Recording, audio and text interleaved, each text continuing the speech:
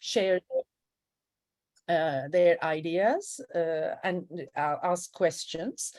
And we have been covering in our publications as well, and we have been trying to support, as you know, like over the last few months in Canada, we have been observing an increase in working class activities, strikes, and the same is happening in UK, and it can also be argued in the US, you know, like with the unionization drives in Starbucks, Amazon, Apple, you know, like we have seen an increase in, again, both working class bitterness and their willingness to fight back in many places. And so today I think it's important. We don't have a speaker from Canada or US, but I'm sure comrades will share, you know, like their experiences, and we can definitely make this discussion a discussion about international class solidarity and the response in the face of rising inflation and cost of living everywhere. And in UK, Queen's death definitely is a recent development. And when we were planning this meeting, it wasn't the case. So I'm sure Comrade, you know, Mark will also say certain, share with us his opinions on that too. So I'm now passing the word to you, Mark, and we will be listening to you for half an hour. Thank you, and yeah, thanks for the invite. It's good to be here. Yeah, this is an odd moment. We've had this quite exciting summer of strikes, but last Thursday afternoon, when we were halfway through a 48-hour strike by 115,000 postal workers. I'd been on the picket line that morning. And then a 96-year-old billionaire died in her bed, and the British ruling class moved into, to be honest, an orchestrated and very planned response. They've been planning for the Queen's death for quite a long time, to create this sense of enforced mourning and national unity. And the immediate response of the trade union leaders who had live disputes, so the postal workers leaders called off their strike that was due to take place last Friday. The rail unions called off 2 days of strikes that were planned for this week. Last week we were also supposed to be in the middle of the trade union congress, the main trade union federation in Britain. We're supposed to be meeting for 3 or 4 days. That's been postponed. So it's a peculiar moment. However, I think we are still heading into an autumn of strikes. Perhaps I'll say some more about this later on and the impact of the suspension of the strikes. But I thought maybe it's useful for comrades if I just take a little step back and give a sense of what's been happening here in Britain. And what's really crucial is that we've had a number of highly visible national strikes that, of course, there are strikes that take place, but sometimes they're on a local basis and people don't hear about them. But we've had strikes, particularly the strikes on the railways, that are national news, the first item on the national news, with of course a huge impact because they pretty much shut down the rail networks when they take place. So we've had the first national strikes across the whole of the rail industry since 1993. We've also had a national strike at the biggest telecoms company, British Telecom, another privatized industry, the first national strike there since 1987. I mean, I was still a teenager when that took place. And we've also had, as I mentioned, national strikes in Royal Mail, the postal service, 115,000 postal workers. That certainly had traditions of strike action and so on, but it's also the first national strike across Royal Mail since 2009. We've also had strikes, unprecedented strikes, for example, by criminal barristers who've just escalated to an all-out indefinite strike. As you hear on the picket line, even the criminal barristers are striking. And what's particularly striking about, sorry, no pun intended, but the rail strike itself, you know, the picket lines have become a real focus for solidarity from the beginning, back in June, they became a focus for other trade unionists to turn up, to bring their banners, to bring their support, but also for young. It's very noticeable how young climate activists also gravitated around these picket lines as well. I mean, sometimes when there's a strike, you'll know as a socialist, if you want to go, sometimes you have to sort of dig around, maybe rely on local knowledge, dig through some obscure press release to find the details of where the picket lines were. Not so here. The rail unions put out on social media very comprehensive lists of where all the picket lines are, what time they'll be starting. I've never seen that before. From the very first rail strikes, there were a few examples, not everywhere, and not necessarily huge, but still of organised rallies with different trade unionists speaking in support of the rail workers strike picket lines taking part and so on. That's given encouragement to the rail union to start to organise these more formally. So the last rail strike we had in August now, in Liverpool, in the northwest of England, the rail union organised a strike rally on the day of the strike, which had 2,000 people at it, across different trade unions speaking and so on. So there's been a real feeling. The postal workers picket line, they started striking a bit later in the summer. They have 1,500 picket lines, they claim, and I believe it. They have a very strong level of workplace organisation. They have a picket line, you know, even on the remote Scottish island of Shetland. It's not just in the big cities, it's right through all the rural areas and so on. And those picket lines actually, I think, have been quite sizable. Royal Mail, the management, were attempting some kind of scabbing operation using managers, using agency, temporary staff. It didn't happen. It kind of fell apart. So it's been very impressive, and they've been hugely popular. That's been one of the things that probably surprised the pickets themselves, is the response people have been getting from the public, and this is shown in opinion polls as well.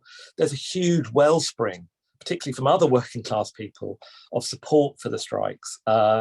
You can see that the TV news coverage, where news reporters are sent to, I don't know, rail station to try to find some commuters whose day's been disrupted by a rail strike, and they find such people who say, you know, my plans, I was going to a wedding, I was going to a party, but I still support the strike. This has been very, very noticeable feature of it. And one of the more surprising and remarkable features of this has been that the leader of the main general rail union, the RMT, a man called Mick Lynch, his media appearances have turned him into the kind of media sensation of the summer. He bats away all of the attacks, none of the usual defensiveness, sometimes apologising for strikes or so on, or trying to just mount a very narrow, limited defence of his members' interests. You know, when he's confronted by arguments in the typical way the media do, and they say, well, what about, you know, nurses? They're you know, how are you helping them? It's you're better paid than them, and so on. He has turned that round and said, you know, actually our strikes are a strike for every worker. We want to encourage every worker to fight back. And effectively, he emerged over the summer as this rather unlikely spokesperson for the working class, and was hugely popular as a result. So there's been quite a shift in the mood around all of this. Now, in addition to these high-profile national strikes, there's a kind of uptick in more locally based strikes. So we've had, I think, an unprecedented sort of rolling wave of strikes by refuse and waste disposal workers across local governments, right across Britain, with almost one victory where they win a pay rise, encouraging the neighbouring borough and others to follow suit. There's been a significant number of strikes by bus drivers, by workers in logistics, you know, so passenger transport, like bus drivers, but also people who carry goods around transport networks, particularly lorry drivers. We've also seen the re-emergence of strikes at some of the ports in Britain. So on the eastern seaboard, Felixstowe, which is the biggest container port in Britain, has had a strike and is going to strike again. The port in Liverpool is also going to strike for 14 days in the next couple of, it's actually going to start on the day of the funeral. I think they won't be picketing that day, but they will be picketing from the next day. This is quite big news. I mean, these hit the headlines. I mean, between Felixstowe and Liverpool, this is 60%, they normally operate 60% of Britain's container trade. And again, it's interesting to note, there hasn't been a strike at Felixstowe dock since 1989, or at the Liverpool docks since the mid-90s. So these are powerful groups of workers where there hasn't really been a recent tradition of taking action that we're seeing start to take part in strikes. And what you get after a long period of low level of strikes, a lack of confidence in the working class to fight back, there's a whiff of a growing confidence that we can fight back, and it's encouraging other groups of workers, and it's creating a wider feeling in the working class about resistance. It's also, I just want to also note that on a smaller scale, there's also been an outbreak of unofficial strikes. I suppose what I mean by that is the strikes that aren't formally sanctioned by the unions because they take place. Britain has extensive anti-trade union laws going right back to Margaret Thatcher that impose a very cumbersome process. You know, you have to tell your employer that you want to hold a ballot, you know, with a week's notice. Then you cannot ballot in the workplace. You cannot ballot electronically. You have to post ballot papers to people's homes and be returned. That's usually several weeks. And then you have to give the employer 2 weeks further notification of any strike action. So this takes, 7-8 weeks minimum quite often.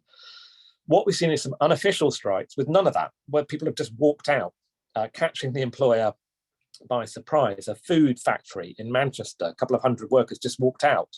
But the most significant have been at an oil refinery at Grangemouth in Scotland, where workers who work repairing and maintaining the infrastructure and at other infrastructure sites in a coordinated action with a network of militants, rank and file militants, organised action there. We've also seen on the North Sea, so it's off Scotland, the oil and gas rigs out in the sea, a wave of sit-ins. I suppose you don't really walk out of an oil rig, do you? Sit-ins by workers demanding pay rises. The industry magazine for the North Sea called it a wages revolution, and they actually struck again last week. It got a bit lost with all the news of the Queen's funeral. There was a more extensive wave, and it seems that a rank and file organisation calling itself the Oil and Gas Workers Committee emerged and seems to be organising that. That's quite a significant development to see the re-emergence of rank and file organisation on the oil rigs, which hasn't existed since the 90s. But the most remarkable, I think, for me anyway, was what happened at a number of Amazon warehouses over the summer. There's next to no trade union organisation. There's a little bit more now in the last few weeks, but there's next to no trade union organisation. Workers there were told, they've been told they were going to get a pay rise. The announcement when it came through in August was, I think, it ranged from 15 pence an hour to 35 pence an hour. This is a highly profitable company. And at the giant warehouses, vast warehouses. There's one near me. I live in East London. There's one about 20 miles down the road at Tilbury, a former dock area, where workers seem to have walked out and sat in. And then over the following week, that was repeated at Tilbury, but it spread to at least 7 or 8 other of these major warehouses. Quite a remarkable development.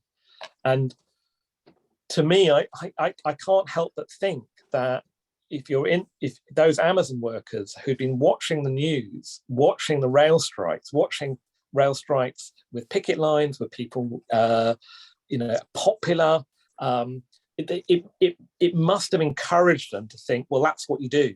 You refuse to work, you get organised, you stick together, and that's how you fight. So there's a very interesting interplay, if you like, between these more national official strikes and I don't want to exaggerate, but we haven't seen this for a while, these unofficial and sometimes ununionized groups of workers taking action. So overall, we've probably seen 250,000 workers take action.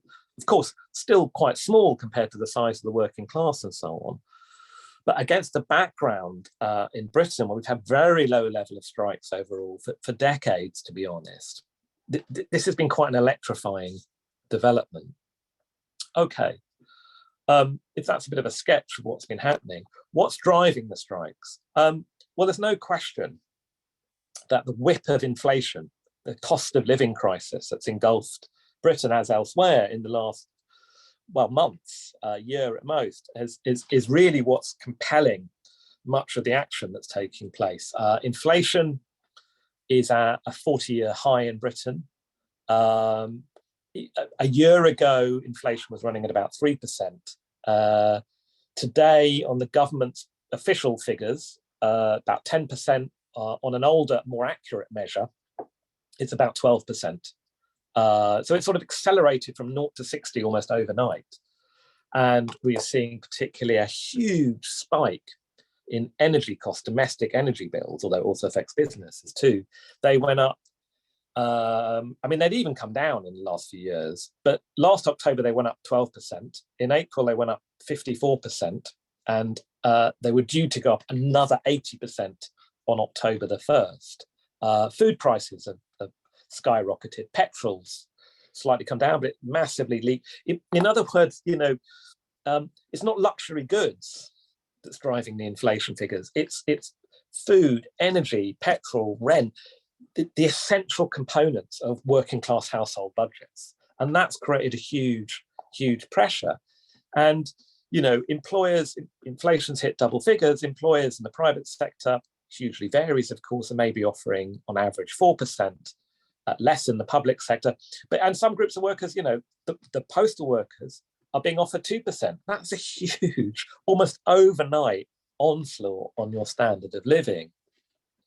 But the broader background, I think, is that there's been a longer term squeeze on, quite an unprecedented one actually, on British workers. When we had the great financial crisis of 2008, 2009, wages fell very sharply for the next 5 years and then had a very, very, very slow recovery. So they only got back to the pre-financial crisis level of 2008 in 2020, a kind of lost decade, well, 12 years actually, which is actually quite historically unprecedented. Throughout the 20th century, real wages, taking into account price rises, inflation, pretty much rose in Britain. Even, famously the 1980s with Margaret Thatcher, huge attacks on the working class and so on. But underlying wages still rose in that decade. So this is quite a break in historical pattern. But there wasn't a huge number of pay strikes over that. The ruling class, and this was reinforced by the Labour Party at the time, this is before Corbyn, kind of accepted the argument about austerity, that argument that, well, you should be lucky to have a job, or the way that you'll keep a job is by not asking for pay demands and so on. That atmosphere has been broken. And I think that it's the sheer, instead of your pay slowly eroding over 10, 12 years, it's now eroding over 3 or 4 months, very, very sharply. But I think also the experience of the pandemic has fed into this. I think it's created a sense of bitterness about the sacrifices many workers made, and then and to be hailed for their work and then to be slapped in the face with a miserable, pay cut well below the pay rate of inflation. One of the things that strikes me is that many of the groups of workers, refuse workers, bus workers, transport, ports, etc., the postal workers, rail workers themselves, were all groups of workers who were told that they were essential. And they were told they still had to go into the workplace with all the risks. And people, I know in London, a lot of bus workers did die, for example. And I think there's an apparent bitterness, not least because, quite a lot of companies, Amazon is one, but Royal Mail is another, made a lot of money out of this. I mean, Royal Mail is declared, I think it's £731 million of profit. And they kind of they tell their city investors and their shareholders in one voice how well they're doing, but somehow, then they turn around to the workers and say, no, we haven't got any money.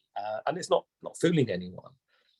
I also think that the actual experience of being told that your work is so essential that you still need to go to work during the pandemic, I think also fed into an experience of workers understanding that actually they're indispensable. They're so important to the economy that they still have to go to work. And I think that's helped give people a bit more confidence that they have bargaining power. And that in turn, I think, was reinforced by the experience as we came out of the pandemic, when there were all sorts of shortages, but including shortages of labour, particularly skilled drivers, actually. So one of the big supermarket chains here, Tesco's, at one point a few months ago was not only desperate to recruit, it was offering £1,000 if you went to work for them as a sort of signing on fee. Well, I've heard of that for, senior managers or maybe elite sports stars, but not for lorry drivers. So all of that, I think, has fed into both bitterness and anger, a sense of living standards being under assault, but also a bit of confidence to fight back. And it's also created a generalization across the working class. This is why the strikes are so popular, because not just people are sympathetic, but they feel the rail workers or the postal workers or the refuse workers or that their fight is your fight. And it's created a feeling that amongst a whole layer of workers as well who are taking part in disputes, that they want to fight back together. This is a very, very popular idea.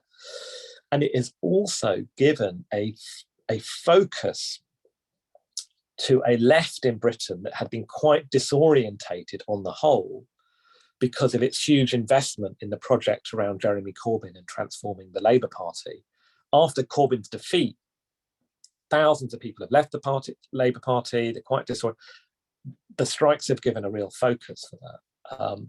Now, I think I should also say, however, I think there are some limitations to the strategy being pursued by the trade union leaders, the trade union officials in some of these disputes. So if you look at the rail dispute, even though it's been going on since June, the RMT has only taken 6 days of action, 6 strike days. Each huge impact, but only 6 days. And alongside that, the drivers' union called ASLEF has taken 2 days. Again, huge disruption. But this pattern of 1 or 2 days strike a month and then quite long gaps in between. And the danger is it doesn't really build up momentum. The employers and the government behind them, certainly very much so in the rail strike, the government's there in the scenes, they can try and ride it out. And it's the strategy, I think, really designed not to deliver a knockout blow, but to kind of get the trade union officials back in the negotiating room, get some concessions, do some kind of partial deal. But it runs a risk of, over the months, and they keep talking about a long haul and so on, losing a sense of direction and momentum and so on. So I think there's a number of debates around these strikes, which we certainly as the Socialist Workers' Party have been looking to take up. One is, we've got 250,000 workers in disputes. They should strike together. That would be, of course, a general strike would be fantastic, in truth, with some distance from that, and it doesn't really put the unions under much pressure when you raise it. But those 250,000 workers could all strike together. Now, so that's quite a popular idea. We haven't yet seen it. There is a new opportunity for it. The postal workers are striking 2 days right at the end of the month, 30th of September, 1st of October. The rail workers could strike with them. I'm hearing some quite credible reports tonight that this may even be a possibility. We'll see. That would be a big step forward and really start to restore momentum after the strikes being suspended this week because of the Queen's death. But equally, I think things have to move beyond just 1 or 2 days a month in these big disputes if they really want to win. You have to create crisis. You have to create huge pressure on the employers and the government, where not settling looks the more terrifying option rather than giving in to the strikes. In other words, there have to be more frequent strike days, more strike days and so on to ramp up the pressure. there is also an argument about what does victory look like. On the question of pay, there should be no settlements of strikes for pay deals that are below inflation, which are still a pay cut. We need victories that can help encourage and broaden, not just defend the living standards of those workers involved in the strikes, but act as a real kind of electrifying signal to other workers. This is how you do it. So there are debates to be taken place here. At the minute, the strikes are more or less in the hands of the officials, but people are open to some of these questions, especially coordination. That's a popular idea. And what took place last week with the suspension of the strikes, unilaterally by the officials, there wasn't meetings to discuss this, they did it from on above, I think underlines some of the limitations of the boldness of the approach from the trade union bureaucracy. And there's definitely a layer of workers in both the postal workers and the rail workers who are not happy with it. It was interesting that there was a live stream on Monday night on Facebook and YouTube and so on by the two leaders of the postal workers union, the CWU. There's about 11,000 people watching. They spent 15 minutes justifying the decision to suspend the strikes last week. And the General Secretary, a man called Dave Ward, said, we know a lot of people disagreed. In other words, he got a sense that there was a kickback. Now, it's probably a minority, but there was definitely a kickback. So there are tensions and there are questions about the strategy of the trade union leaders and whether that can be challenged from below. Now, if I've got a few minutes left, I'll just try and set a bit of a broader political context here in Britain, which might be interesting to comrades. Of course, just before the Queen died, we had the appointment of a new Prime Minister, Liz Truss, who replaces Boris Johnson. Truss is, she pitched herself to the Tory membership who elected her as a kind of Margaret Thatcher tribute act, posing as a kind of hard, free market figure who would commit to shrinking the state. She said that would be, tax cuts would be her priority, which favours the rich. There would be no handouts to help address the energy crisis and the huge rise in bills. Now, she's immediately had to do a U-turn on that. And somewhere in the region of £100 billion, we're starting to talk serious money, is being pumped into to limit the price rises on energy bills and avoid what would be actually a social catastrophe if those kind of rises went through on October the 1st. Now, she's doing it not through a wealth tax or a profits tax, but through borrowing that will lead to more austerity and so on. But she's unable to stick to really her ideological plan.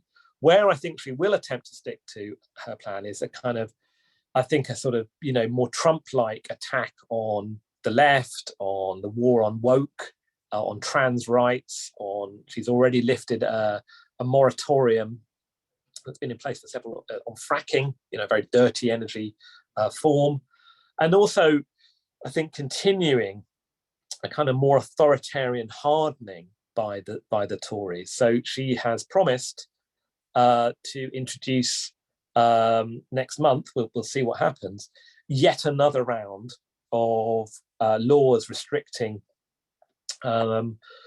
trade union rights, particularly to make even more obstacles to striking, that you'll have to give 1 month notification to an employer of a strike date, that there'll be cooling off periods in between strikes, that there'll be minimum service levels imposed on things like rail strikes and so on. So I think she will be determined to face down these key national strikes and not be seen as weak or retreating in a way that would then encourage other groups of workers to start striking.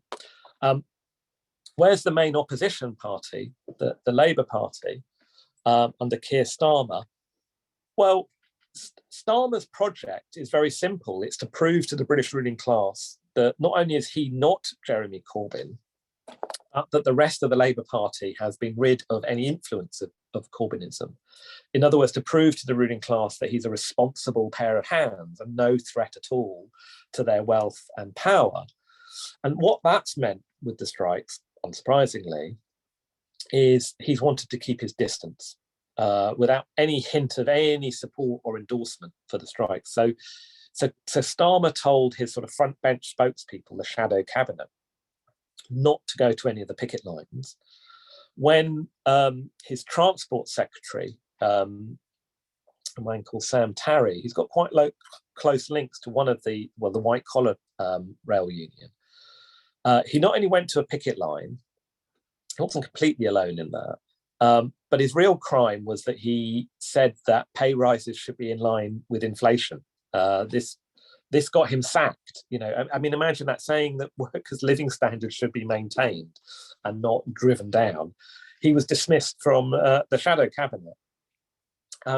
And as I said, you have a situation where you had this big left that was very energized around the prospect of Jeremy Corbyn a few years ago, disorientated and so on, but is now beginning to reconstitute itself around the strikes and strike solidarity. And what the most significant initiative that's happened over the summer is a campaign called Enough is Enough, which was launched about 5 or 6 weeks ago, over the cost of living. I mean, it's a brilliant slogan. That is exactly the phrase. Enough is enough. This is too much. We have to fight back. We have to stand up. It's exactly the phrase on large numbers of working class people's lips. It was launched by a section of the left trade union officials, particularly the CWU that's involved in these strikes in British Telecom and Royal Mail, with the support of the RMT and of a kind of Labour left magazine called Tribune. They launched it. They've been planning it quite a while, from before the start of the strikes, really. But and you can sign up to the campaign for free. You give them your details and so on online. They now claim 500,000 people have done that. They started to put on launch rallies. I went to the first one in London, which had about, 1,600, maybe to 2,000 people queuing outside from an hour early, not everyone getting into the hall, an electric atmosphere to hear Dave Ward and Mick Lynch and others talk about the strikes. And they've had launch rallies in a number of cities. In Manchester, they did it in the cathedral. I think there was, again, 1,500 people. They have the feeling of some of the early Jeremy Corbyn rallies, but this time they're not orientated on the taking over the Labour Party. They're structured around support for the strikes. That's what's animating that feeling. It's very impressive. There was a launch rally in a place called Norwich, which is a city, if you don't know it, of about 200,000. 900 people turned up. That's a big meeting for Norwich. So it's a very significant and interesting development, where you have a left that's not just now focused around the sort of Labour Party and its internal battles, but around trade unions and strikes. And I think it probably shocked the organisers by the scale of response. What's significant as well is that, as well as these rallies that they're continuing, these big city centre rallies, which tend to be, 7 or 8 speakers, there's no direct participation from the audience and so on. They've also said 2 other, I think, important things. One is that they say they will set up local groups. When you sign up, you give them your local postcode. So in principle, they could put everybody together in not just in the big cities, but in local areas of big cities and so on, and create local groups where people could start to come together to participate, organise, to discuss and so on. That would be a very interesting and important development. They have also said that on the 1st of October, which is the day that the next price rises, which are going to be more modest now because of the state intervention from the Tories, but still are taking place and are still very high anyway, that on October the 1st, this Enough is Enough campaign has called and said they want to see protests right across Britain. Now, the limitation here is that on neither of those, local groups or the 1st of October, none of this has yet been turned into reality. We haven't seen any details around October the 1st, or indeed local groups. And, the clock is ticking here. And that possibly reflects some of the contradictions in a campaign launched by left trade union officials who want to kind of keep control of it and certainly don't want it to become somewhere that puts pressure on them about how they conduct these disputes and so on. But nonetheless, this is a very important development. I also think I just want to say as well, alongside that development, which is definitely the big game in town, what we've seen on a more ad hoc and uneven way develop is around the picket lines over the summer. So local, and I talked about people becoming a focus point, sometimes local rallies, sometimes marches. Local solidarity, strike solidarity networks, groups around these have started to emerge. Some of them are WhatsApp groups that might have 100 people on it with all the key trade union reps and so on involved in these disputes, and other trade unionists and other socialists and so on, people from the Labour Party. Some of those started to hold meetings. They're not hundreds of thousands in those meetings, but there's 100, there's 200 in a town or something like this. They started to help shape rallies and so on. So there's networks emerging. This is an important development. So, you know, just to conclude, we are going to see 2 more strike days by Royal Mail. I think we'll find out tomorrow whether they will be joined by rail workers. That would be the best response to the suspension, the royal lull, and break this mood of sort of enforced mourning and national unity that we've seen. The dockers at Felixstowe and Liverpool will also be striking over that period. We have strike ballots taking place right across the public sector through the autumn. Civil servants, schools, health workers, local government, firefighters, junior doctors, and at the universities. Now, those you have to get 50% turnout. Those are quite big barriers, but still, it feels like the best possibility for the action to really start to spread over the autumn to whole new groups of workers, and that would be a significant development if that does take place. Finally, just to say something about the SWP, because for us, there's been a number of things that are incredibly important about this. First of all, suddenly there's an audience on picket lines. People are happy to talk to you. We're selling Socialist Worker. We've produced a new pamphlet that we're selling on picket lines to raise some of these debates and so on, and these solidarity networks that are emerging. Secondly, the argument that revolutionary socialists have always put ultimately about how do you transform the world, how do you deal with the inequalities and crises of capitalism, is to say workers have the power to transform the world. Often that's been a theoretical proposition. Over the summer, we've had picket lines and strikes to visibly point to and to take people along with us to get a taste of that potential power. But also, I think that we have to make sure that alongside supporting the strikes, building solidarity, raising some of these questions patiently about the strategy that can win, we have to understand that the cost of living crisis that's beginning to spur a rediscovery of the strike weapon, it feels like after decades of it being in the doldrums in Britain, is not just about the cost of living. The cost of living crisis is inextricably tied up and linked with the multiple crises of the capitalist system, the pandemics, the climate change, the way in which the imperialist conflict that we're seeing playing out in Ukraine, you know, even more dangerously around Taiwan with the US and China. These things are interlinked and are shaping each other. And actually, the glimpse that we're seeing on the picket line of workers' power is the solution to these multiple crises. But realizing that possibility means developing a politics that goes beyond even that of the best trade union official and looks to the potential power of rank and file workers to not just win their strikes, but to change the world. Okay, I'm sure I've gone on too long. So back to you. Thank you very much. Yeah, thank you so much, Mark. It was an amazing talk. There are lots of applause, as you can see probably.